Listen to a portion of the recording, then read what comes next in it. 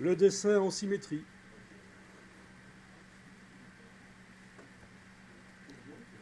Donc, vous allez dans un navigateur web, de préférence pas Explorer.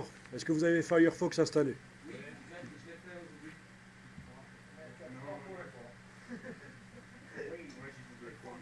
Hmm? Du moment que c'est pas Explorer, parce que ça nous poserait des problèmes, mais on va dans Google, donc vous allez dans Google, ensuite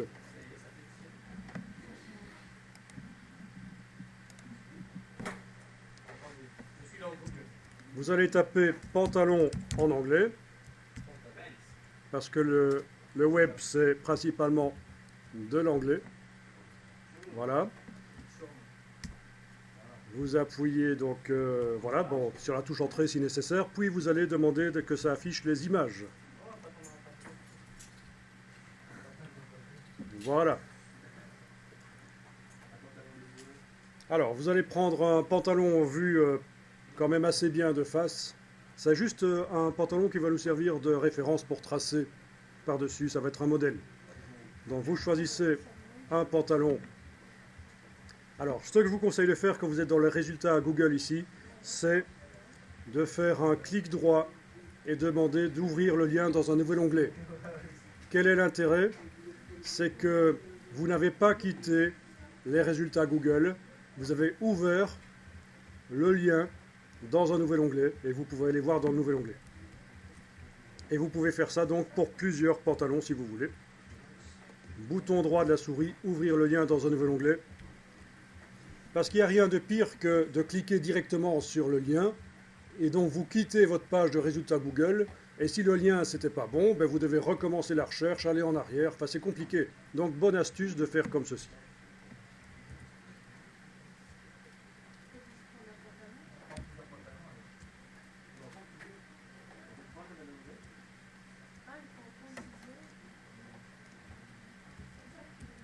Donc un seul pantalon suffira. Je vous montre simplement ici la procédure pour faire des recherches. Alors, une fois que vous êtes dans la page de résultats ici, on vous dit que l'image en taille réelle a la même taille que celle-ci. Mais en fait, ça n'a pas une grande importance ici parce que le nombre de pixels des images, du moment que vous voyez que c'est un pantalon, vous voyez quand même un peu les détails, c'est bon. Parce que c'est un modèle, on ne va pas réellement utiliser l'image dans le travail final. On va l'utiliser pour dessiner des tracés par-dessus.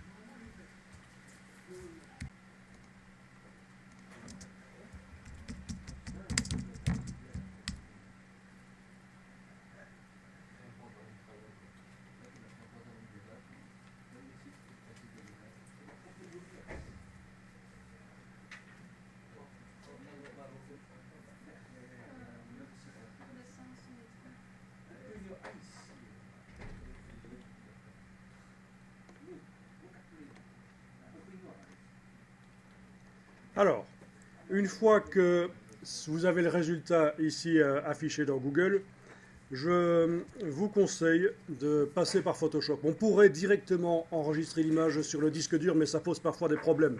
Par contre, ce qui marche à chaque fois, c'est de faire une copie de l'image et de la transférer dans Photoshop. Donc, bouton droit de la souris, copier l'image. Ensuite, je vais dans Photoshop, qui n'est pas ouvert chez moi, je vais le lancer.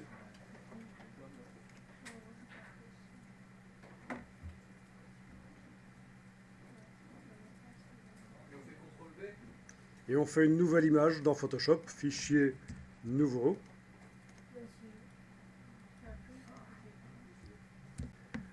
Donc, Photoshop m'a créé une image qui contient exactement le nombre de pixels qu'il faut pour accueillir ce qui se trouve dans le presse-papier. Quand j'ai fait copier, j'ai envoyé quelque chose dans le presse-papier. Vous connaissez le terme presse-papier?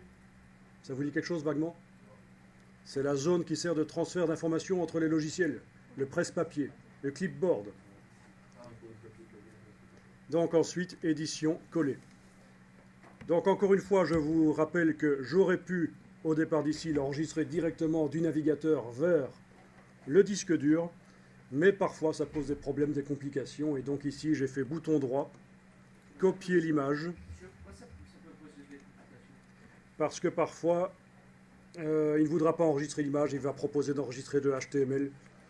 Euh, Ça dépend si l'image est encapsulée ou pas. Donc ça peut poser des problèmes. Oui.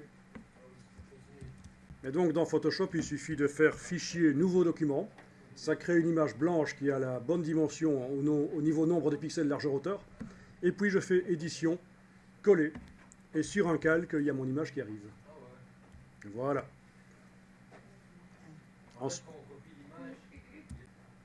Alors, je vais faire fichier enregistrer sous dans Photoshop et je vais aller enregistrer cette image au format PSD, ça c'est très bien.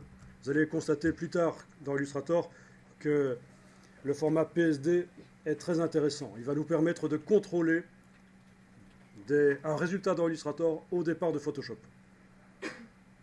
Mais ici, c'est pas ce qu'on va faire, on va simplement enregistrer donc dans le dossier qu'on a créé aujourd'hui, on enregistre cette image et je vais l'appeler pantalon, voilà. Voilà. Et je vais dans Illustrator.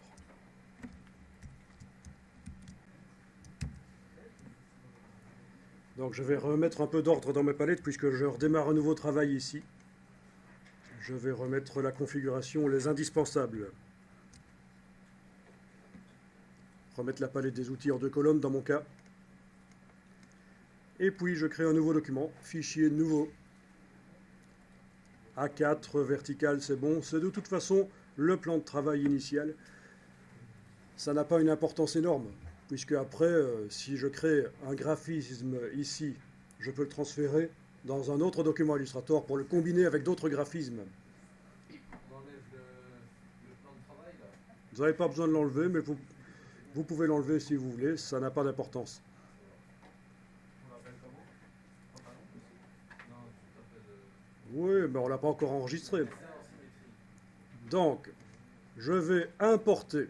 Alors, on est dans Illustrator et je vais amener une image Photoshop. Donc, je ne fais pas ouvrir parce que Illustrator, ce n'est pas un logiciel qui traite des pixels. En gros, ça peut traiter des pixels, mais en gros, c'est quand même des vecteurs Illustrator. Donc, je suis dans Illustrator.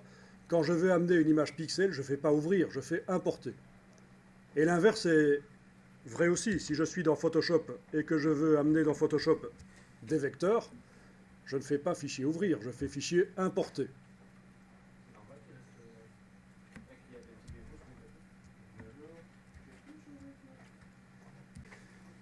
Donc ça, c'est important de comprendre ça. Et vous allez comprendre pourquoi ici.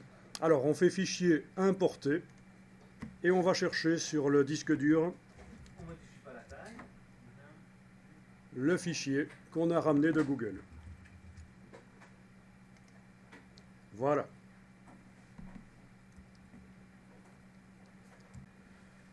Alors, regardez, dans la palette nuancier, nous avons des nuances. Dans la palette des formes, nous avons des formes. OK? Les palettes sont remplies. Comme d'habitude dans Illustrator quand on commence un nouveau document. Alors, je vous montre ici ce qui se serait passé si vous aviez ouvert directement l'image plutôt que de l'importer. Fichier ouvrir.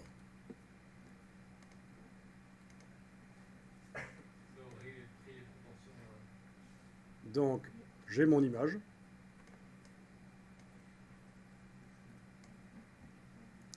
Et j'ai mes nuanciers, mais ils sont quasiment vides. C'est ça le problème. C'est que tous les éléments de départ qui me sont offerts par Illustrator, ben, ils ne sont pas là si je fais fichier ouvrir. Parce que je n'ai pas démarré mon document d'un des modèles. En faisant fichier nouveau dans Illustrator, on démarre en fait d'un modèle préétabli avec déjà des choses remplies dans les palettes. Donc, mauvaise idée de faire fichier ouvrir pour ouvrir donc une image dans Illustrator. Il vaut mieux l'importer. Comme ça, vous avez les palettes qui sont remplies. Il faut être dans forme ou dans symbole? Donc ici, il faut être dans aucune palette. Je vous montre simplement que quand vous importez une image dans un document Illustrator, vos palettes sont remplies. Elles étaient remplies au moment où vous avez créé votre document.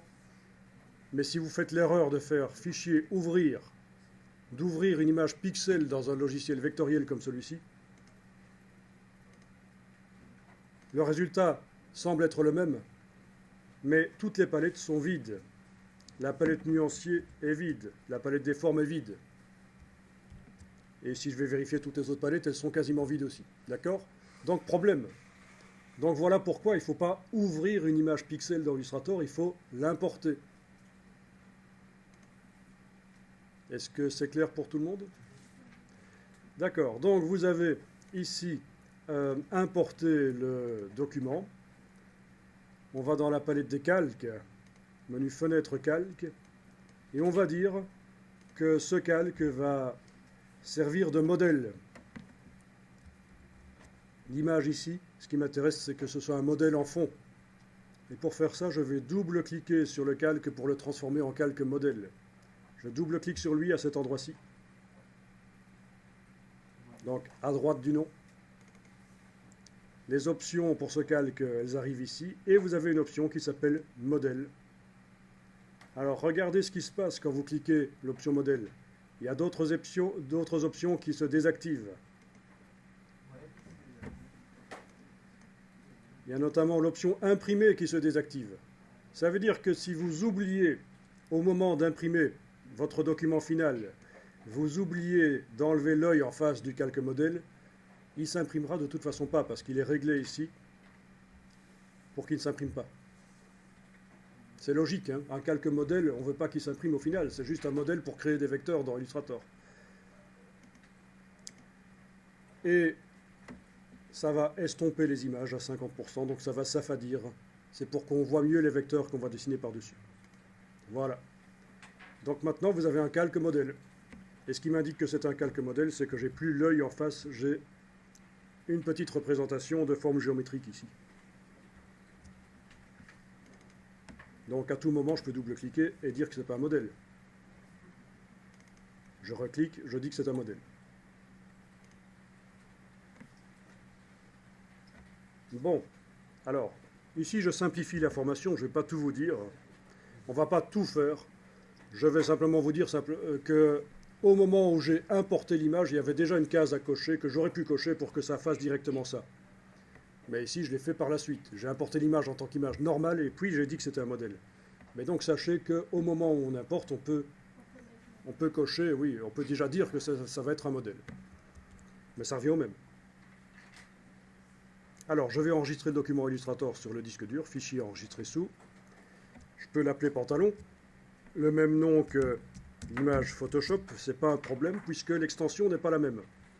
L'extension est .adobe Illustrator et pour Photoshop, c'était .psd.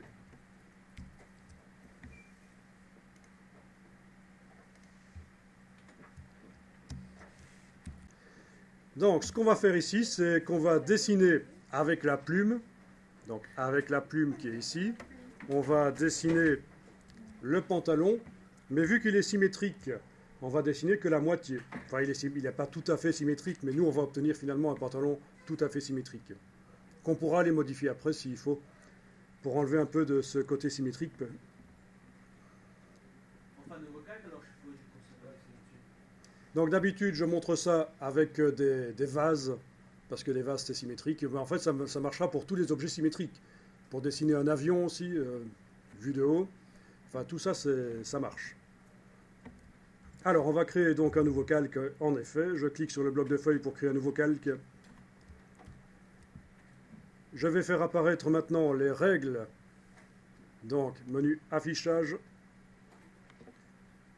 Règles, afficher les règles. Enfin, dans CS4, vous avez peut-être directement ça dans le menu. C'est pas un sous-menu, je ne sais pas. Enfin, quoi qu'il en soit, le raccourci clavier est bon à connaître. C'est CTRL-R sur le PC, Command-R sur le Mac. Donc ici, je vais même le faire par le raccourci clavier, donc Command-R sur le Mac. Les règles apparaissent. Alors, ce qui m'intéresse dans les règles, c'est qu'elles permettent de générer des repères. Vous avez déjà vu ça? Vous avez déjà utilisé les repères? Oui. Donc ça, vous connaissez.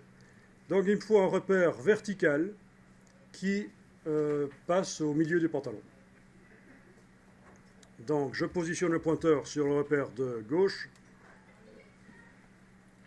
Je clique, je glisse. Voilà. Je le fais exprès de ne pas l'amener exactement au centre pour vous montrer qu'après, donc on peut le bouger. Alors je vais prendre la flèche noire et je vais bouger le repère. Voilà. Pour le mettre à peu près au centre du pantalon. Ce qu'on fait marcherait aussi avec des t-shirts ou avec des robes, hein. Enfin, les robes du moment qu'elles sont symétriques. Alors, je vais zoomer sur le dessus ici du pantalon. Dans mon cas ici, je ne vais pas m'occuper de la ceinture. Ce sera un accessoire qu'on rajoutera plus tard s'il faut. Ce qui m'intéresse, c'est la forme globale du pantalon. Alors, quelle est la partie que je vais utiliser comme modèle et qui va se symétriser de l'autre côté? Ben, je vais peut-être faire la partie droite ici. C'est à vous de voir, vous choisissez. Si le pantalon n'est pas tout à fait symétrique, vous choisissez quelle est la partie que vous voulez utiliser comme modèle et qui va se symétriser de l'autre côté. Donc vous choisissez ça dans votre esprit. D'accord? Ensuite, on active la plume. On zoome bien. Et on va cliquer. Ah, j'ai peut-être intérêt à verrouiller les repères tant qu'on y est. Oui, ce serait pas mal. Allez un peu dans le menu affichage, repères et verrouiller les repères. On n'a pas envie que le repère bouge. Donc affichage, repères, verrouiller les repères.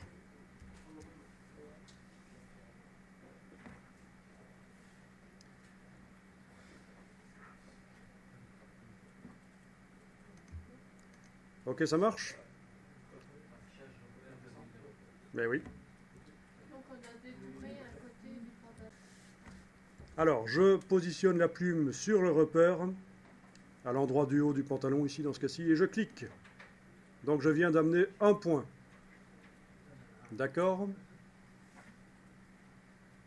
Et puis, je vais faire un autre point à l'horizontale. Donc parfaitement horizontal, pas comme ça, parfaitement horizontal. Je clique un deuxième point, c'est important. Il faut que le tracé soit perpendiculaire par rapport au repère vertical.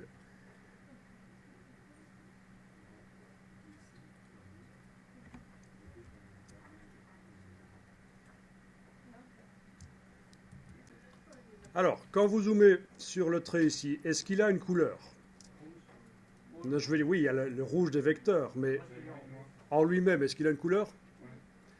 Alors, on va lui mettre dans un premier temps une couleur de contour noir et aucune couleur de fond. Donc il est bien sélectionné votre trait là. Donc aucune couleur de fond et une couleur de contour noir. Donc je vais dans la palette nuancier chercher la couleur noire. Voilà. On lui a mis donc une couleur de contour noir et aucune couleur de fond, c'est important.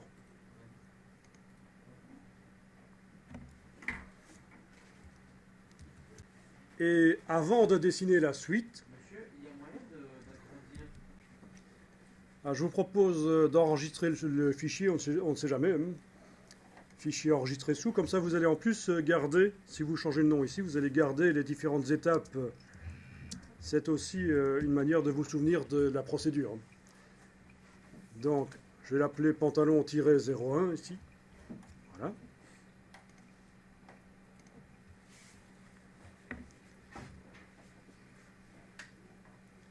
Alors, dans la palette des calques, est-ce que vous pouvez ouvrir comme ceci la palette des calques pour regarder ce qu'il y a sur ce calque? Vous voyez qu'actuellement, il y a un repère et un tracé. Ce tracé actuellement n'a pas d'effet spécial mis sur lui. Dès qu'il aura un effet spécial, accessible par la palette aspect, je vous rappelle, hein, on a vu ça ce matin sur le texte, la case ici sera grisée, ça indiquera qu'il y a un effet spécial. Donc, on va mettre un effet spécial sur le trait qui est actuellement sélectionné. Donc, menu Effet, Distorsion et Transformation. Transformation. Effet, Distorsion et Transformation. Transformation. Et vous voyez la boîte qui arrive là.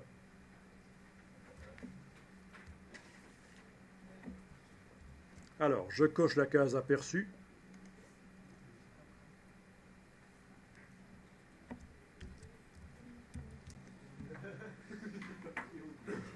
Donc, vous avez coché la case aperçu. Alors, bonne remarque, c'est arrivé chez l'une d'entre vous. La case aperçue n'était pas cochable parce que l'objet n'était pas sélectionné, tout simplement. Donc quand vous voyez ça, qu'une case aperçue est grisée, on n'arrive pas à la cocher, ça veut dire qu'il y a un blême, l'objet n'est pas sélectionné. Donc dans ce cas-là, on annule et on resélectionne l'objet avec la flèche noire, puis on retourne dans l'effet qu'on veut appliquer. Alors on va faire un miroir sur l'axe X. Attendez un peu, parce qu'il y a un problème de traduction dans Illustrator, donc c'est... Oui, c'est bien ça, miroir sur l'axe X. Alors qu'en fait, on veut faire un miroir sur l'axe Y, mais il faut demander l'inverse ici. Le problème de traduction de la version anglaise à française de Illustrator. Donc vous enclenchez ça. Voilà. Et alors, actuellement, donc on a deux lignes qui sont là, mais elles sont superposées parce que le centre de symétrie de l'objet, il est tout à fait au centre. Enfin, l'axe de symétrie, il est tout à fait au centre. Donc vous allez cliquer là ou là, jusqu'à ce que vous obteniez le bon résultat. C'est-à-dire, il faut qu'elle aille où cette ligne? Ben, de l'autre côté du repère. Donc c'est là. Maintenant, si vous avez commencé à dessiner à gauche, ce sera l'inverse chez vous. Ce sera... Monsieur, c'est qu'il prend beaucoup d'écart.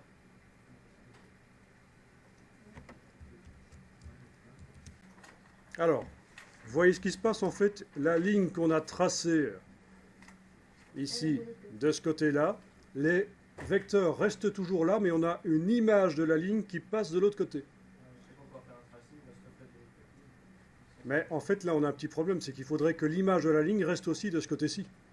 Donc pour faire ça, on va indiquer qu'on veut une copie.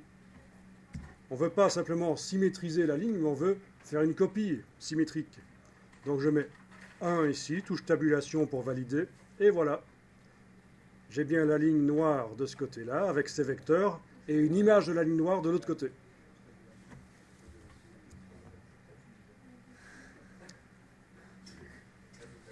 Est-ce que ça marche? Ouais, ça marche. Et je clique sur OK, et donc je vois que la ligne ici a reçu un effet spécial.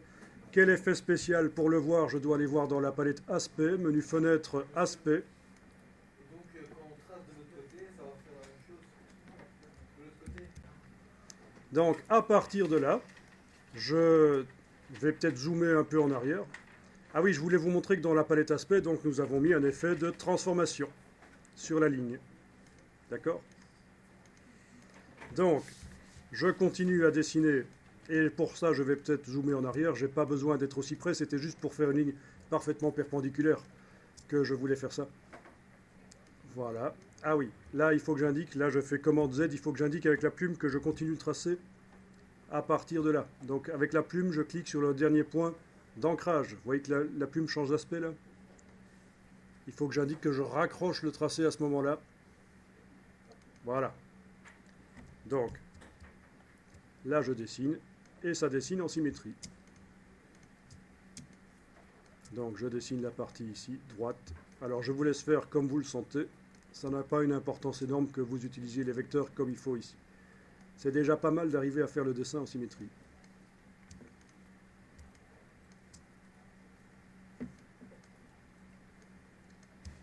Faites à peu près, ça ne doit pas être tout à fait fidèle.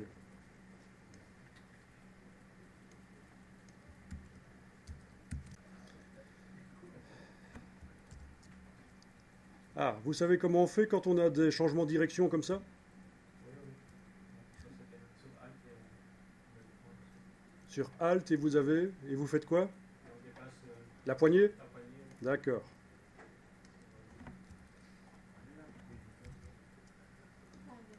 Bon ben ça va, vous connaissez le tracé alors.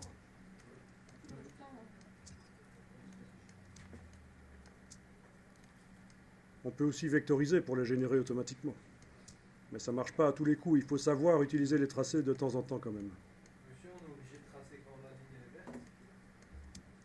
Pardon? On est obligé de tracer quand la ligne est verte. Parce que quand-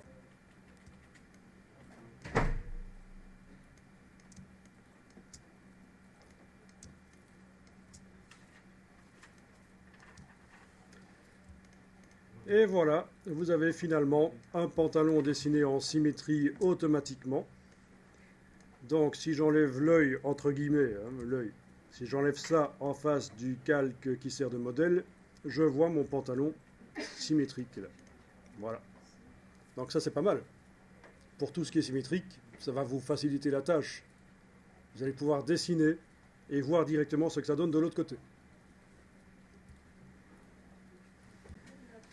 Alors, il y en a certains parmi vous qui sont passés en mode isolation. Ça, c'est une erreur de débutant. C'est bien utile le mode isolation, mais quand on ne comprend pas ce que c'est, on se retrouve dans un cul-de-sac et on ne sait plus rien faire.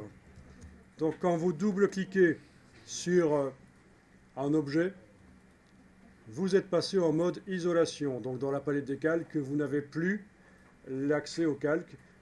C'est un système dans Illustrator pour travailler sur un tracé en désactivant tout le reste. Le mode isolation, c'est quand on double-clique sur un tracé.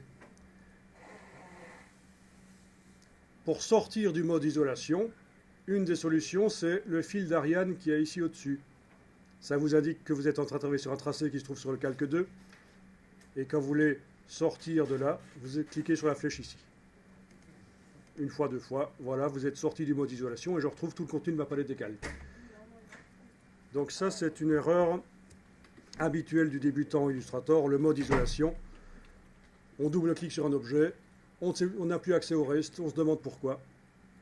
C'est fait exprès. Il y en a chez qui ça ne fonctionne pas comme ça? Parce que ça peut se désactiver, ça, dans les préférences. Dans les préférences, il y a une possibilité de désactiver ça pour que, quand on double-clique, voilà, c'est ici, dans les préférences générales. Si vous décochez ça, pour passer en mode isolation, il faudra utiliser des méthodes par des menus.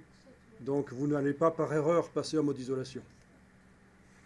Mais bon, moi, je vous dis, laissez-le. Hein, et puis, vous savez, quand vous êtes passé en mode isolation, si c'est une erreur, vous remontez par les fils d'Ariane en haut à gauche de la fenêtre.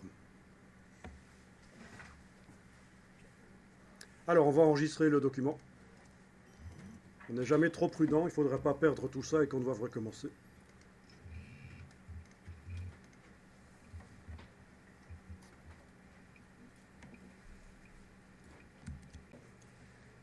Alors, si je veux dessiner une poche en symétrie, donc je voudrais inventer, aller plus loin que l'image du vêtement qui me servait juste de référence, mais aller plus loin, être créatif, dessiner des poches en perspective, en symétrie, je veux dire, des poches en symétrie. Alors, regardez, et puis vous allez tester après.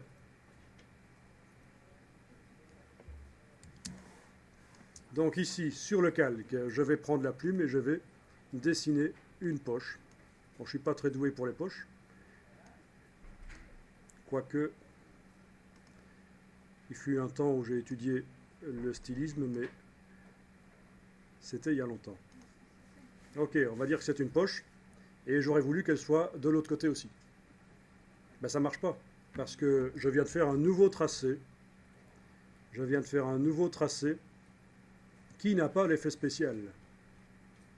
Alors, une chose qui serait intéressante à faire, c'est de mettre l'effet spécial sur le calque. C'est-à-dire que tout ce qui est contenu dans le calque va subir l'effet spécial de symétrie. Ou alors, oui, sur le calque, ça devrait marcher. Je teste. Hein. Voilà. Donc, vous voyez ce que je viens de faire? Je vous remontre. Je viens de dire que l'effet spécial n'est pas sur le tracé, mais va être sur le calque. Donc je prends la petite vignette grise ici et je la déplace sur le calque. Et donc là, tout ce qui va être fait dans le calque sera symétrique. Là, moi j'ai un problème parce que ça se refait, mais à côté du pantalon. Donc voilà, tout le contenu du calque subit l'effet spécial. Les cours enregistrés. Donc il y a eu plusieurs erreurs parmi vous. Notamment certains ont fait la poche du côté du pantalon où ils n'avaient pas dessiné. Donc de ce côté-là, dans mon cas, si j'avais fait dessiner la poche ici, ça foire. Il faut que je dessine la poche du côté où j'ai dessiné le bord du pantalon.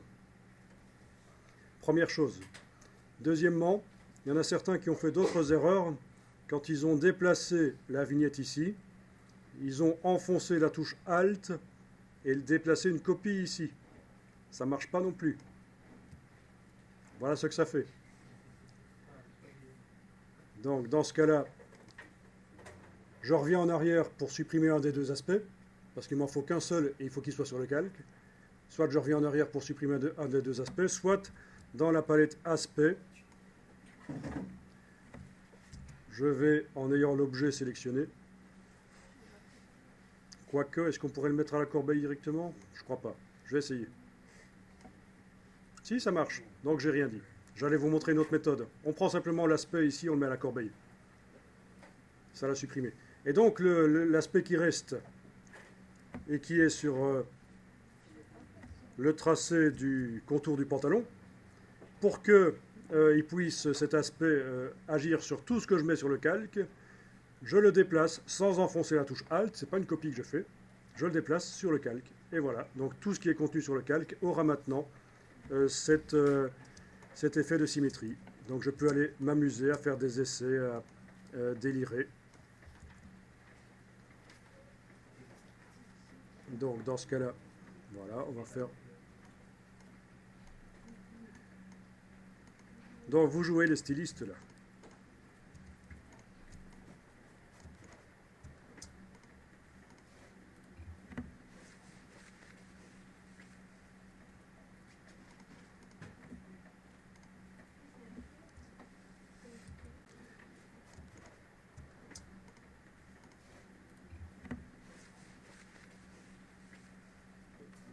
Par sécurité, je vais faire une copie du calque.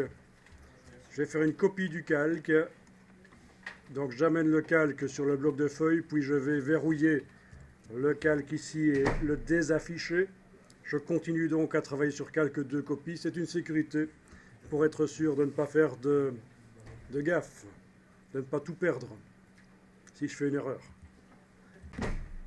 Alors je vais tester quelques designs de pantalons et je voudrais en fait mettre des images qui apparaissent à travers le pantalon. Donc on imagine que c'est pour une collection où ce sera finalement imprimé en jet d'encre à la demande éventuellement sur les pantalons.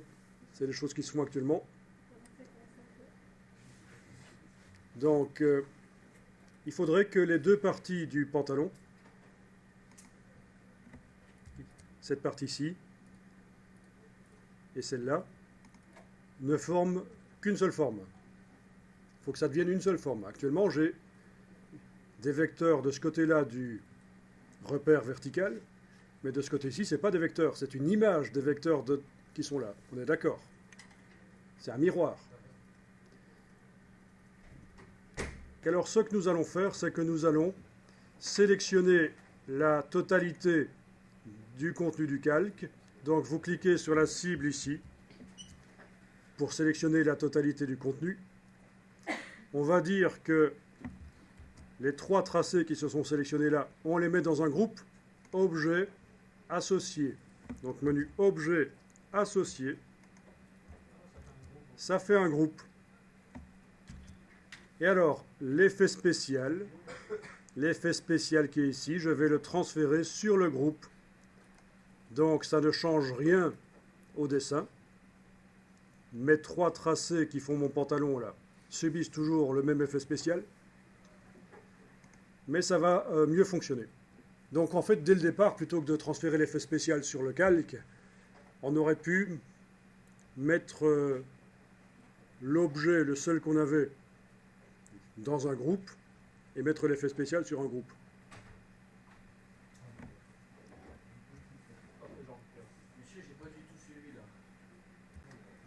Donc, fichier enregistré sous, et je vais enregistrer ce document pour ne pas perdre ce qu'on vient de faire, ce serait bête. Voilà. Et alors, ce qui est actuellement sélectionné, donc tout le groupe qui est actuellement sélectionné, on voit la double cible ici sur le groupe. On va le décomposer.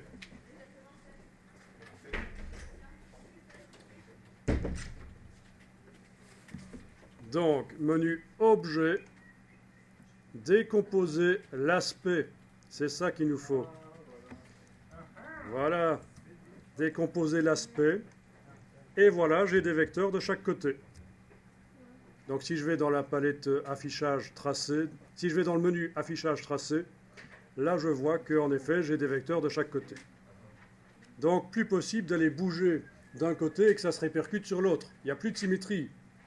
Il n'y a plus d'effet de symétrie. D'ailleurs, on n'a plus le petit rond gris qui est là sur le groupe. On a décomposé l'aspect. Et donc c'est comme ce que je vous disais. Ce qui est modifiable, ce qui était modifiable ne l'est plus, et ça a été transformé en tracé. Donc ça, c'est un petit côté vicieux de Illustrator, de ne pas pouvoir décomposer l'aspect du calque. On a dû mettre les objets dans un groupe, mettre l'aspect sur le groupe au lieu d'être sur le calque, et voilà. Alors là, il nous reste à faire, je vous rappelle, qu'est-ce qu'on veut faire? On veut mettre des images. On veut mettre des images qui apparaissent dans le pantalon. Donc on fait des recherches graphiques. Qu'est-ce qu'il doit apparaître dans le pantalon? Des images.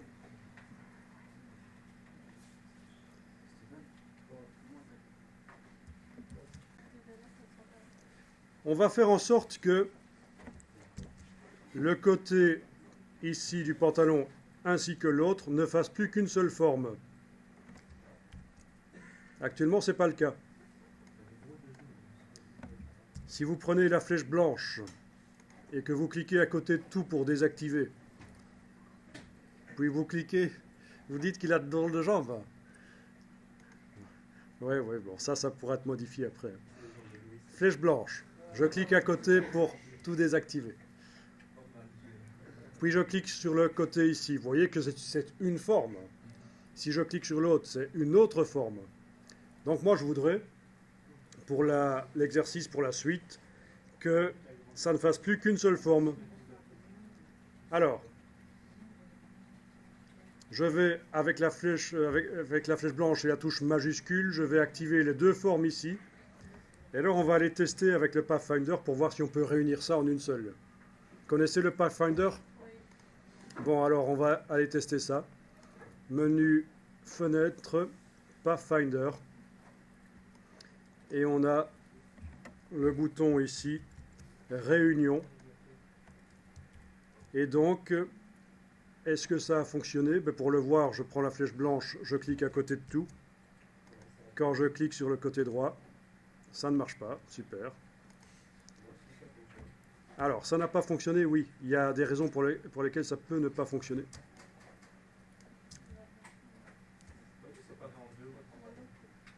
Oui, c'est sans doute pour ça, c'est parce qu'en fait, ça ne se superpose pas.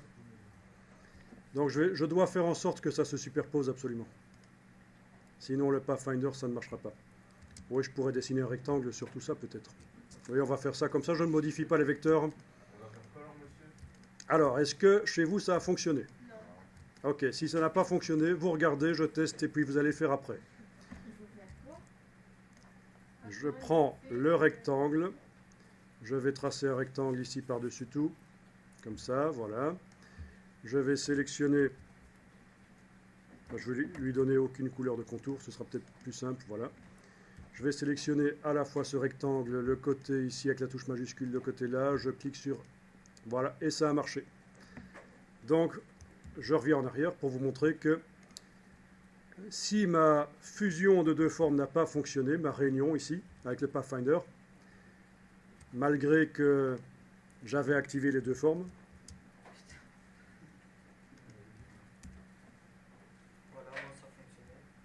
c'est parce qu'il y a un espace entre les deux. D'accord?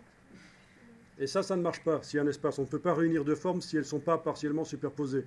Et donc c'est pour ça que j'en ai créé ici une troisième, que je fais ici, un rectangle. Voilà. OK. J'active la forme de gauche ici, puis avec la touche majuscule, j'active le rectangle ici, puis la forme ici. Et je demande donc dans le Pathfinder de faire une réunion. Et voilà, ça fonctionne, je n'ai plus qu'une seule forme. Donc parfait, je vais pouvoir donc faire apparaître une photo à travers ça, pour faire des recherches graphiques. Les poches ne doivent pas faire partie du pantalon. Je vais faire apparaître une image dans le pantalon, mais les poches, ça va être autre chose.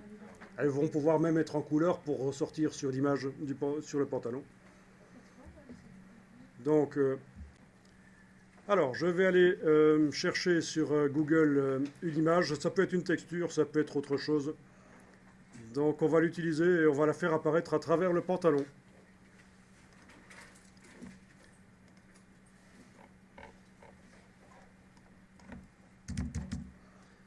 Donc là, je tape simplement texture et je vais voir sur quoi je tombe. Voilà. Comment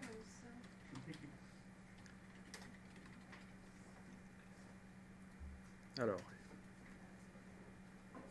je vais peut-être demander ici dans les outils de recherche, vu que quand même ici c'est plus une image qui va nous servir de modèle, mais c'est vraiment une image qui va apparaître dans le travail final. Donc j'ai intérêt à aller demander des images de grande taille.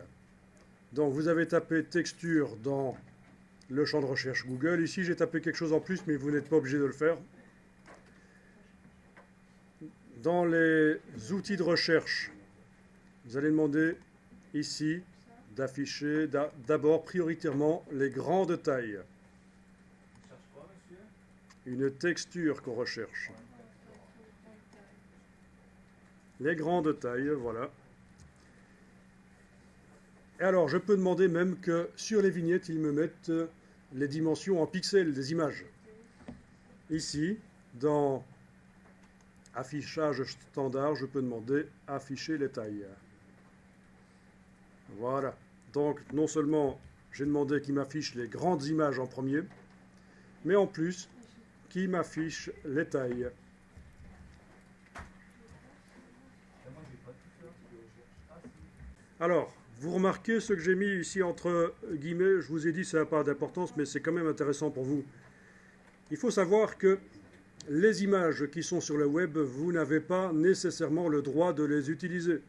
C'est pas parce que vous avez la possibilité technique de les télécharger et de les mettre dans vos documents Illustrator, Photoshop que vous avez le droit de le faire. Donc, ce que j'ai fait ici, c'est que j'ai recherché spécifiquement des images du domaine public, c'est-à-dire des images sur lesquelles il n'y a pas de droit d'auteur. Voilà.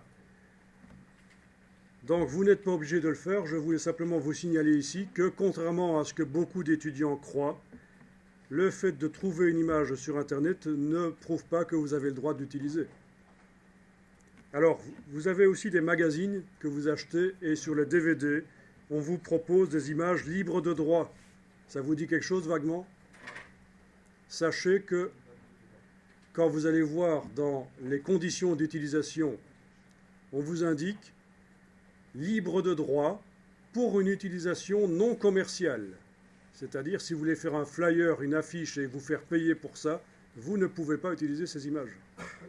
Si c'est juste pour faire des tests chez vous, en interne dans la famille, pour faire un faire-part ou des choses comme ça, oui, mais pas une utilisation commerciale. Donc faites attention, libre de droit ne veut pas nécessairement dire que vous avez le droit de les utiliser et de faire de l'argent avec.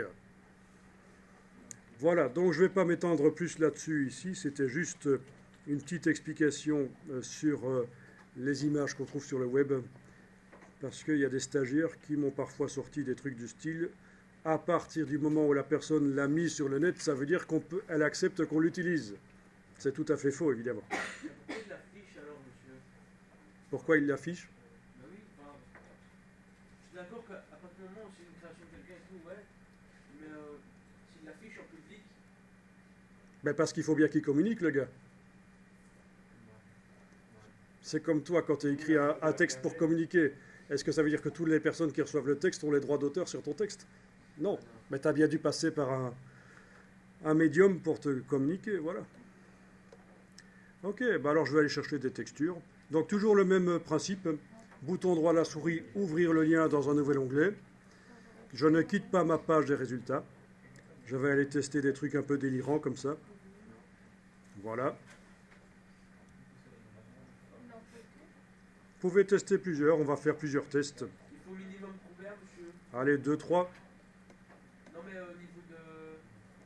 Ah, au niveau de la résolution. Oui, Enfin, au niveau plutôt de la définition, parce qu'il ne s'agit pas de résolution ici, c'est définition. Ben, disons que déjà, est-ce que tu as demandé d'afficher les grandes? moi ici j'ai du 600-400, donc je sais pas. Bon, il vaut mieux au moins du 1000 sur 1000. Donc ici dedans, on demande d'afficher les grandes. Mais bon, si tu as un truc génial et qu'il est moins de 1000 sur 1000, pourquoi pas?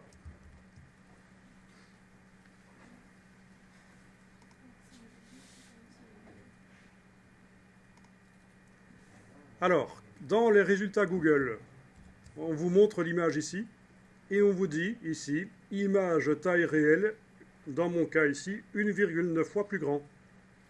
Donc si je vois que l'image en taille réelle est plus grande que ce que Google me montre ici, ben je vais cliquer sur image taille réelle pour voir la version plus précise. Voilà. Et ça, je vais la transférer dans Photoshop. Vous connaissez le système. Bouton droit, copier l'image. Ensuite, je vais dans Photoshop. Fichier nouveau. OK. Édition collée. Et j'enregistre cette image.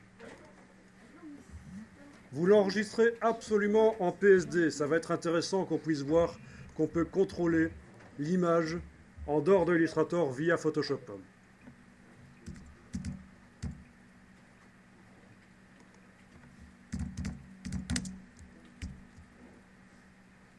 Donc vous l'enregistrez au format Photoshop sur le disque dur. Je vais faire la même chose pour les autres. Et les photos, on les enregistre en format fichier.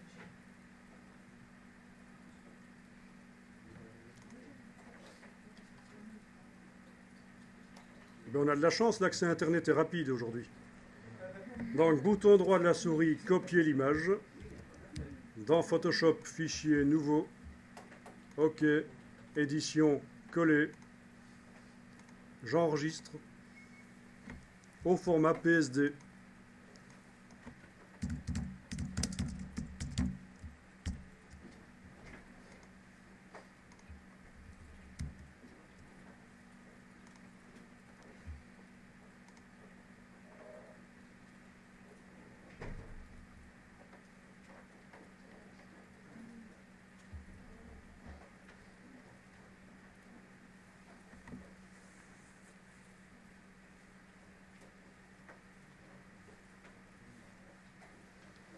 Donc vous voyez qu'on peut trouver sur Internet des images de qualité. Il suffit de demander d'afficher des grandes images. Et là, ce sont toutes des images que j'ai normalement le droit d'utiliser. C'est vrai que j'ai demandé public domaine, entre guillemets. Ça ne veut pas dire nécessairement que les images, j'ai le droit de les utiliser. Il faudrait que j'aille vérifier vraiment les conditions d'utilisation en détail pour voir si elles sont vraiment dans le domaine public.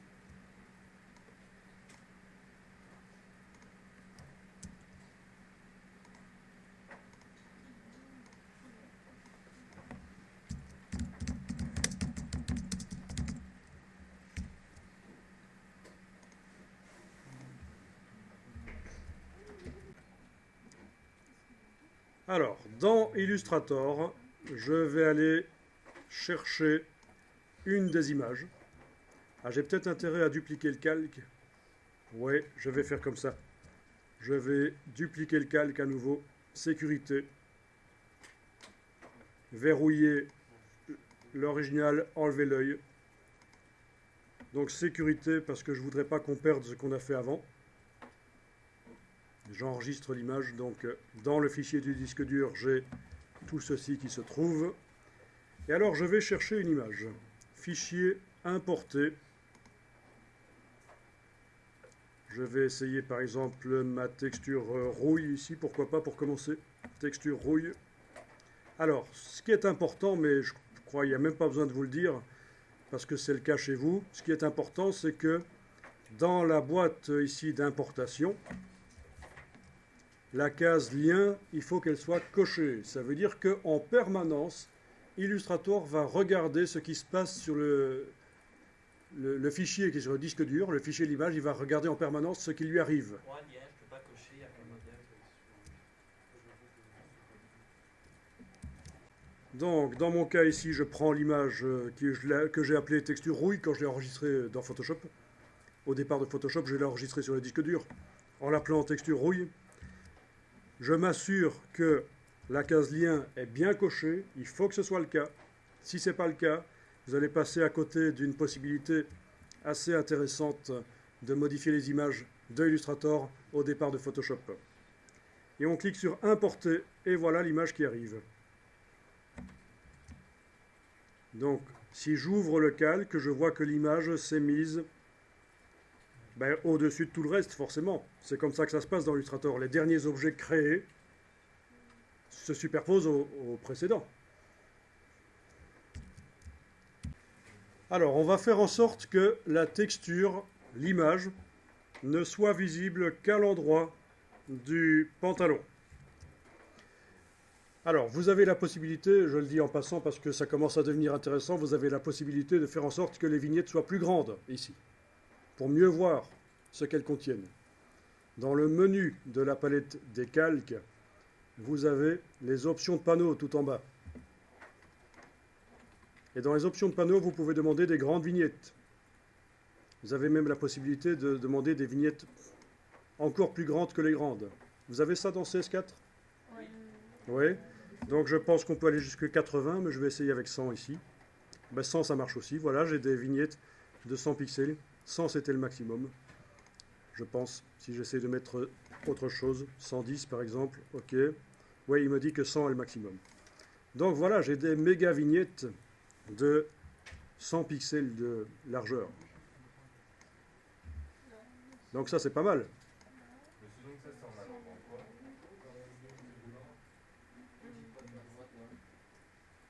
Ça, c'est dans le menu de la palette des calques, les options de panneaux. C'est peut-être même un peu trop grand pour moi ici, parce que j'ai plus une vue d'ensemble de ce que je fais.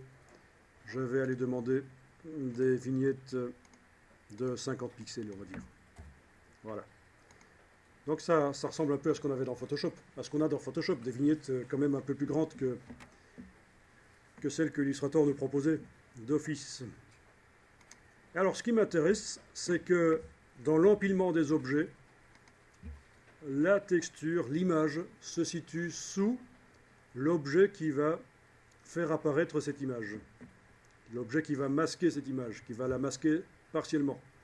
Donc je déplace ici l'image sous l'objet. D'accord ?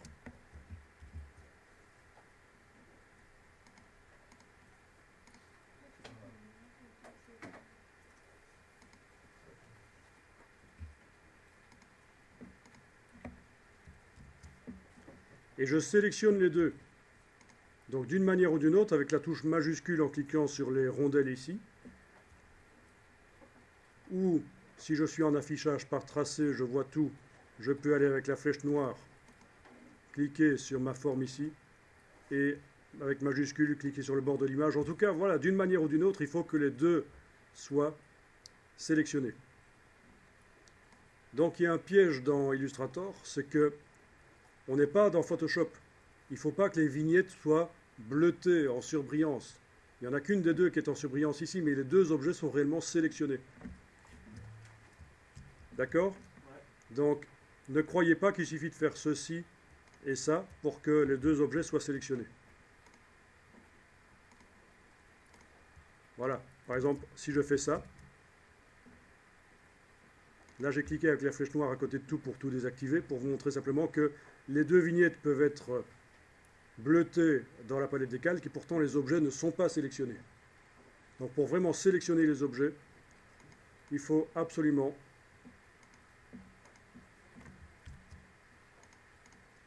cliquer sur la cible, la petite rondelle, et avec majuscule, cliquer sur l'autre. Voilà, ils sont tous les deux sélectionnés.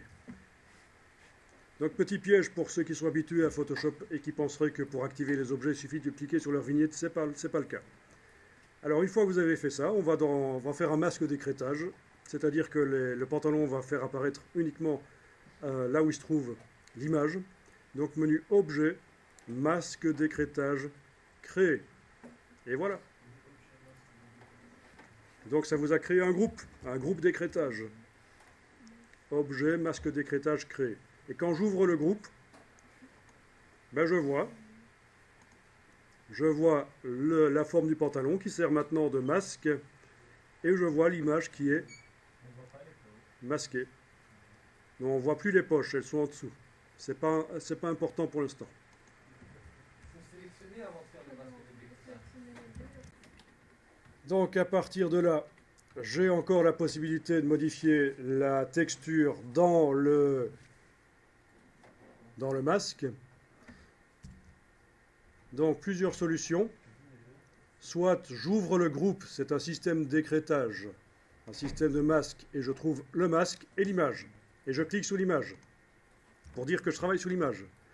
Et puis je vais la bouger avec la flèche blanche. La redimensionner avec l'outil de transformation manuelle. Voilà. Je peux changer les proportions si je veux, je peux la faire plus allongée. C'est une texture, c'est pas un problème. Donc vous voyez, la première solution pour travailler uniquement sur l'image consiste à ouvrir le groupe ici et indiquer qu'on travaille spécifiquement sur l'image. Donc l'image s'active et je peux la bouger, l'agrandir, etc. Donc tout est possible. Donc ça, monsieur, moi je n'ai pas l'image. Alors, deuxième solution, plutôt que d'ouvrir le groupe, je sélectionne la totalité du système de masquage, ici. Donc le groupe. Ça veut dire que tout est sélectionné, le système de masquage, on est d'accord. Et là au-dessus, dans les options, j'ai deux icônes, modifier le masque ou modifier le contenu. Et je clique là-dessus, et c'est l'image que je modifie. Donc là, je peux faire la même chose. Aller modifier la texture.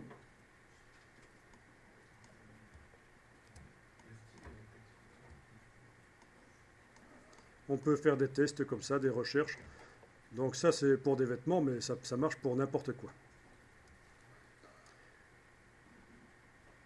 D'accord, vous voulez que je répète? Ou ça va?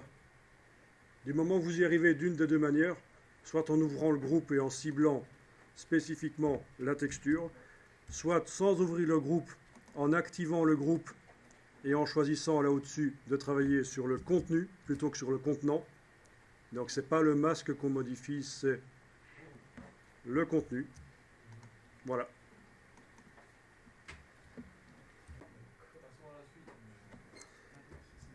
Alors, je vais faire passer le groupe d'écrêtage sous le groupe qui contient les traits. Donc faites attention, il ne faut pas le mettre dedans. Si vous lâchez le bouton à souris ici, il va tomber dedans. Comme ça, c'est pas bon. J'annule. Donc je fais passer le groupe sous les traits, c'est comme ceci. Voilà. Et donc je vois réapparaître mes poches. Et je pourrais, pour les poches, aller leur dire qu'elles vont être dans une couleur. Donc je vais avec la flèche blanche cliquer sur le bord de la poche ici. Puis avec la touche majuscule, cliquer sur l'autre. Puis je vais dire que je modifie le fond. Voilà, je peux donner une couleur aux poches spécifiquement. Il n'y a pas de problème. Comment on fait pour colorier? Donc, alors pourquoi est-ce qu'on doit utiliser la flèche blanche pour avoir accès aux objets poche? Si j'utilise la flèche noire, c'est tout qui s'active. Et si je mets une couleur de fond, ça fait un truc bizarre. Édition annulée. Donc je suis obligé d'utiliser la flèche blanche. Je clique avec la flèche blanche à côté de tout, puis je vais cliquer sur le bord de la poche. Puis, touche majuscule, je clique sur l'autre. Donc si je suis obligé d'utiliser la flèche blanche, c'est parce que mes objets sont dans un groupe. Quand c'est groupé, pour avoir accès à un des objets du groupe, je n'utilise pas la flèche noire, parce que ça c'est pour manipuler le groupe. J'utilise la flèche blanche pour manipuler un objet. Voilà, je vais même enlever les bords noirs, changer la couleur. Voilà, je fais différents tests, etc. Ici, ah oui, ici c'est pas un objet, il faudrait que j'aurais fallu que je fasse une forme plus grande, mais je peux malgré tout, si je veux donner une couleur de contour à ça. Voilà. Voilà.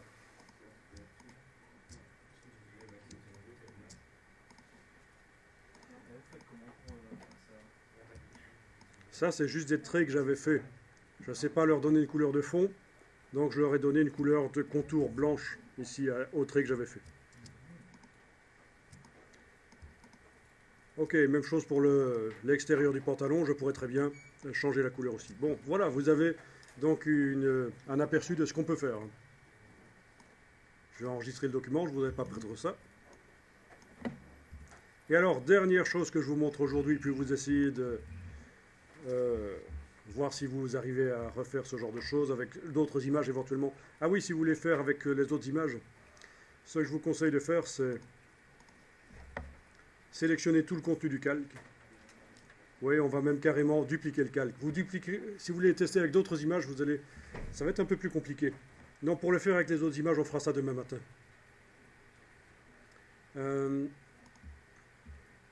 Parce que c'est un peu plus compliqué. Donc je voudrais simplement vous montrer ici qu'on a la possibilité de jouer avec la texture, de changer l'aspect de la texture en modifiant le fichier via Photoshop. Alors, est-ce que vous êtes prêts à regarder? Donc, je vous montre. Je vais me débarrasser ici des palettes d'Illustrator. Touche tabulation. Vous saviez que ça fonctionnait comme ça, la touche tabulation. Juste à gauche, la touche A. C'est pour se débarrasser temporairement des palettes. Je vais faire la fenêtre d'Illustrator. Je la mets sur la droite comme ça. D'accord? Dans Photoshop, je vais travailler sur la texture que j'ai intégrée dans Illustrator. Ici, j'ai une fenêtre Photoshop à gauche avec plusieurs onglets pour passer rapidement d'un onglet à l'autre. Contrôle tabulation. Finalement, je tombe sur ma texture. D'accord?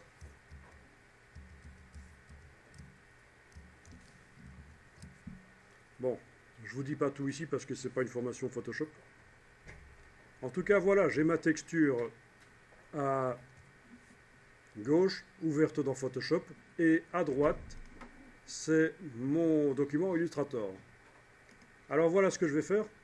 Dans Photoshop, dans la palette des calques de Photoshop, je vais mettre au-dessus de la texture un calque qui va modifier la texture. Un calque de réglage. Menu calque, nouveau calque de réglage, par exemple de type teinte saturation si je veux modifier les couleurs. Ok.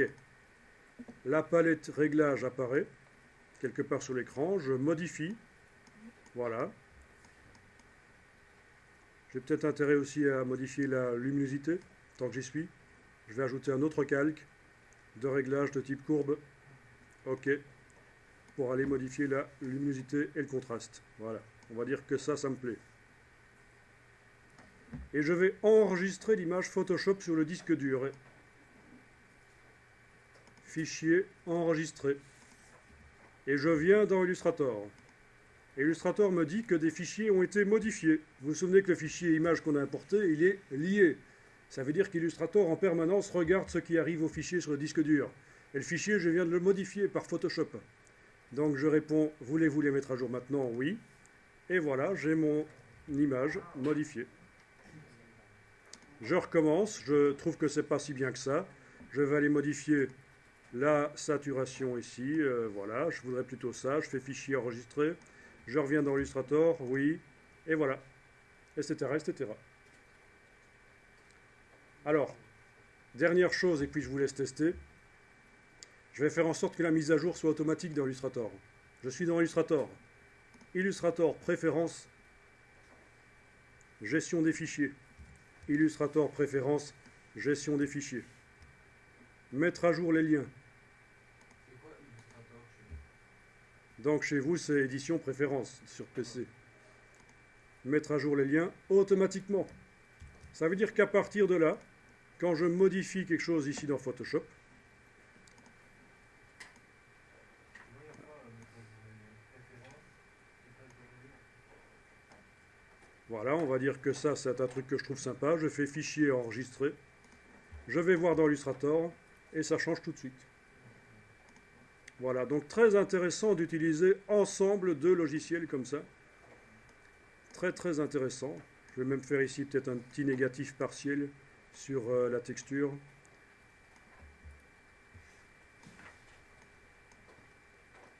Enfin, vu que ce sont des calques de réglage, il n'y a pas de problème, on peut y aller. Ah. Voilà. Il m'accroche un peu, mais bon, voilà. on peut aller délirer et faire différentes choses.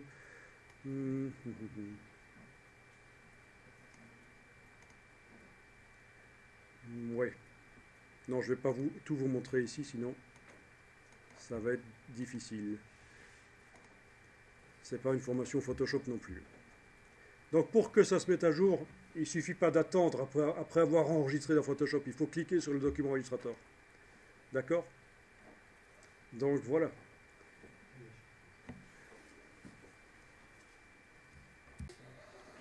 Donc il faut bien se souvenir qu'il s'agit d'une image liée. Ça veut dire que si elle n'accompagne pas le fichier Illustrator ne montrera pas l'image.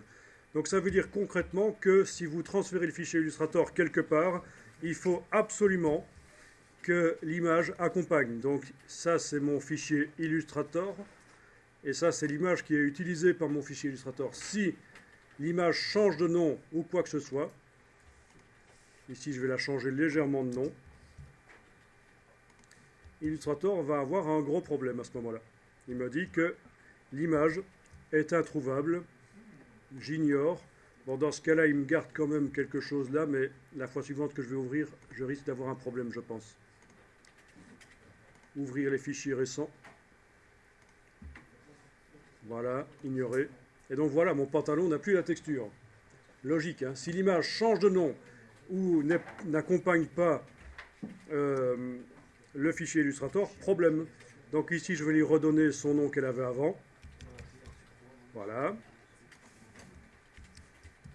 Et voilà, il le retrouve tout seul. Alors, surtout n'organisez pas vos fichiers en mettant les images dans un dossier qui s'appelle images. Ça vous posera des problèmes.